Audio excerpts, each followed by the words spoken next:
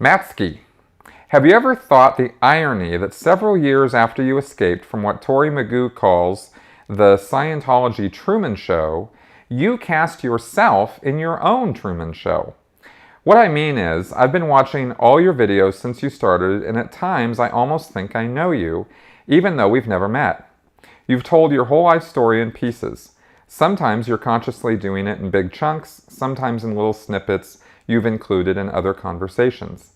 You've let the whole world, or at least the whole internet, eavesdrop on conversations with your mom, your therapist friend, your pal Ruth, that Jehovah's Witness guy with the awesome voice. Have you ever stopped and thought about how much of yourself you've put out there? Any good or bad experiences at book signings, speeches, appearances, with people who know you online but hadn't really met you before? Ever worry that OSA is taking notes to use your info against you? Do you think it's a habit left over from auditing, where you had to tell someone everything about you all the time? Then again, oversharing has been discussed since before the MySpace days. Okay, well, I first came out of Scientology, in 2012, and 2013 was a very difficult year, as I've covered at length. And the concept, the idea of oversharing was a problem. That was something that I actually did grapple with as a Scientologist, and then as an ex-Scientologist. There was always this tendency to talk, and I've always talked a lot. I mean, going back to grade school, way before Scientology. I mean, I literally have report cards with notes from my first grade teacher and second grade teacher. Yeah, Chris is really great, but boy, he really has a problem controlling his mouth. He really goes on and on and on. And I used to really struggle with the concept that I was supposed to sit there quietly in the classroom and not talk. I didn't understand that. And I guess it came down to, I laughed and laughed when I saw Fast Times at Ridgemont High and Sean Penn, as Spicoli is sitting there telling the teacher, look, man, you're here, I'm here, doesn't that make this our time, right? Like, not just my time, right? The teacher was always saying. And that was basically how I felt, from the very beginning, as I was always, yapping. And of course, Scientology then puts in this very, authoritarian system where, you have to report on each other, and there's knowledge reports, and you're going in sessions, and of course, I got lots and lots of sec checking, doing the RPF and other things. So I became very used to not having any privacy, not having any part of my life that wasn't totally known about. And of course, there's a lot of thought policing in Scientology. So I was constantly, saying things that were on my mind to the sec checkers or the ethics officers or whatever. So that was a habit that I had to be broken of, for sure. Because you go out in the real world after you come out of Scientology, and other people don't necessarily want to hear it all, right? Or you're making other people uncomfortable, because I was willing to say things and talk about things that other people were not willing to talk about or share or hear about. And so I found, I'm not stupid, so I was watching the reactions of people when I would say certain things, and I'd learn to curb, my enthusiasm for sharing. Maybe what was on my mind, or what my feelings were about something, or my opinions about something. Now, there is a subset of the internet, of YouTube, and of our culture that is very interested in the lives of specific people, like the Kardashians, as an extreme example, probably the worst example, because I think they're the most uninteresting people I've ever had anything to do with. I literally turned on their show the other day, and I couldn't make it past about a minute or two before I just could not deal with watching them anymore. I find them extremely boorish and uninteresting.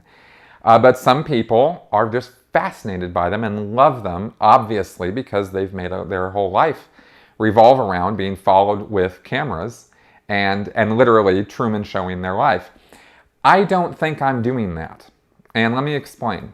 I started this YouTube channel to protest Scientology and to talk about critical thinking and to, and that's, gone on for a while now, where I've talked about lots and lots of different things with Scientology.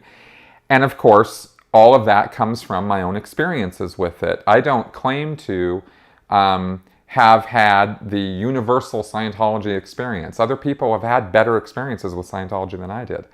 They didn't get as deeply involved in it either. I mean, I don't think, I think I have a pretty good idea of what it's all about from having gone all the way up into the Sea Organization. Anyway, I made after learning to curb my oversharingness, I started this YouTube channel and I started talking about things. And my first videos that came out had me in a black shirt on a white background, and that was calculatedly done. I mean, it was easy to do, so there was that reason to do it. But also it was done because I was making myself the least important part of what I was talking about. I didn't want to talk about myself. I didn't want to talk about my own experiences and make my channel a big memoir. I wanted to talk about Scientology from a maybe slightly dispassionate, more objective, more critical sort of view, because I thought that would be the thing that would be effective in communicating the abuses of it and the problems with it, rather than just talking about my problems with it. I didn't want to talk about my problems with Scientology. I wanted to talk about the bigger issues and problems with Scientology, and I think I did that. I think I successfully achieved that. But as time went on, the feedback I started getting from people were asking me a lot about myself and my own experiences and my own feelings and opinions about Scientology, and then about other things. And that started taking the channel in a new direction a little bit, a more regular direction. This is when I decided to start putting out content more regularly.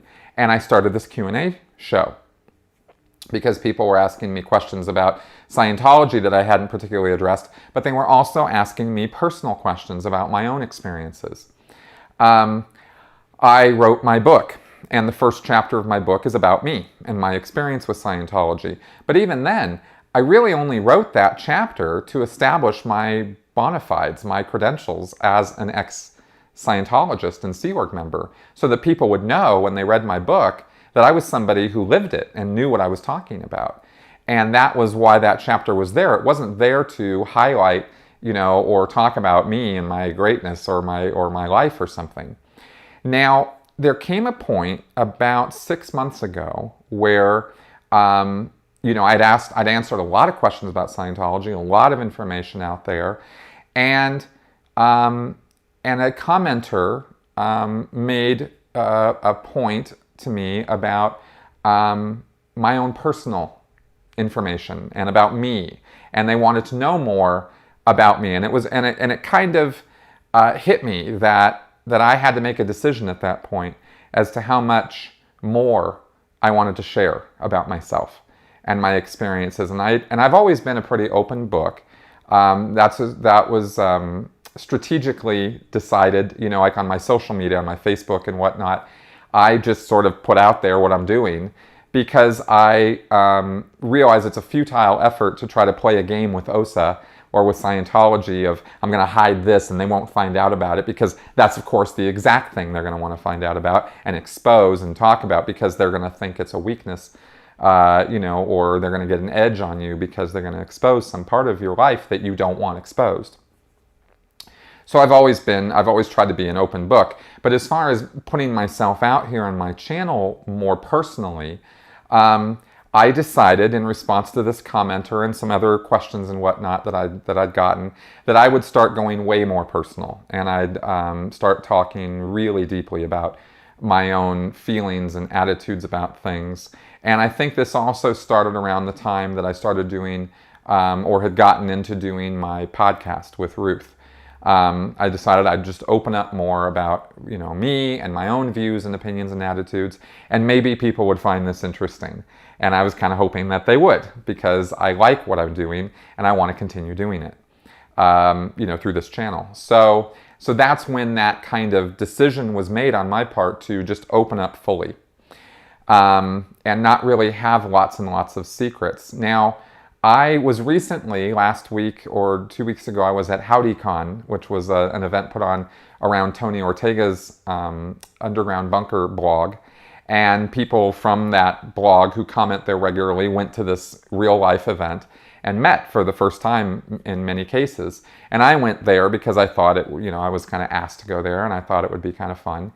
And I met a lot of people that I've never seen, heard, addressed before, not Facebook friends, just people who, appreciated my work and whatnot. And a lot of them, more than one, came up to me and said, first thing out of their mouth, I feel like I know you. And of course I don't know them, but they felt that way. And it occurred to me, I was comfortable with that because I thought, well, I put myself out here. I'm not an actor, I'm not playing a role when I'm on camera. This is me. And I thought, well, I guess they do kind of know me, and then I had to get to know them. And it was kind of an interesting and weird feeling. It was weird. I guess I thought maybe this is what celebrities feel like sometimes or something, and I don't really think of myself that way. So, that was kind of interesting. But at the same time, I'll just end. I know I'm kind of rambling on and on this question, so let me just end with this. There's a lot that I don't say, and there's a lot about me that I have never put out there. Some of my relationships, some of my friendships that I have, that sort of thing are not, in the public eye at all. And I don't know that they ever or will be, or, to the degree that I've shared some other things about myself. I do keep things back. And I think it'll always kind of be that way. There'll be some judgment because I'm not doing what I do in order to aggrandize me. That's not what this channel's for. I'm doing this channel, I'm doing this work because I want to help people, because I want to help educate to whatever degree that I can, and because I want to also educate or help by showing people my own journey out of Scientology and into the real world, and the process of recovery and the catharsis of that. That's why I went and did that video with my mom. I mean, I know that was the most personal thing I've done, and that was definitely, showing a lot to the world. But I did that for a reason, because I wanted to help people who are in the same boat that I was in. And I wanted to help Scientologists, active right now, Scientologists who are not wanting to be disconnected from their kids or disconnected from their parents. And so I made a decision that my personal story with my mom would be the way to help them with that. So that's why I did that. And I didn't, really think of it as any other reason than doing that, right? It's not. So in a way, I guess, if it makes sense to you, or if it can, it's not about me. And yet, in order to get across the ideas and education or help or stories or whatever, I have to talk about me. I mean, I guess in the end, it is what I know more about than anything else. And I've lived a pretty unique life in a number of ways. And so I think that my efforts are to accomplish those purposes of my channel. And now I'm doing that by talking about myself, as well as talking objectively and critically about things too. And I hope the mix is working, and I hope it continues to work.